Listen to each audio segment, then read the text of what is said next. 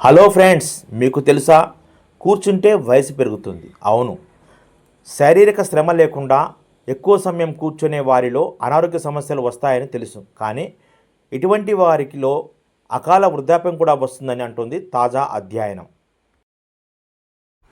ఉదయం సాయంత్రం జిమ్కి వెళ్తున్నాం కాబట్టి కంప్యూటర్లు మొబైళ్ళ ముందు ఎంతసేపు అయినా కూర్చున్నా పర్వాలేదు అనుకునే యువతకు ఈ అధ్యయనం కొన్ని ముఖ్యమైన విషయాలు వెల్లడించింది.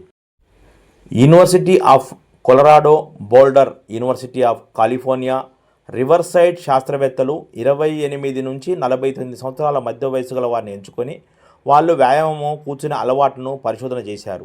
వీళ్ళలో ఎక్కువ మంది 9 గంటలు 16 గంటల పాటు కదలకుండా కూర్చొని ఉంటారని, కొందరైతే వారానికి 60 గంటలు కూడా కూర్చుంటున్నారని, ఇలా ఎక్కువసేపు కూర్చునే వారిలో ఏదో పేరుకే వ్యాయామం చేస్తే సరిపోదు, తగినంత వ్యాయామం ఉండాలని అంటున్నారు.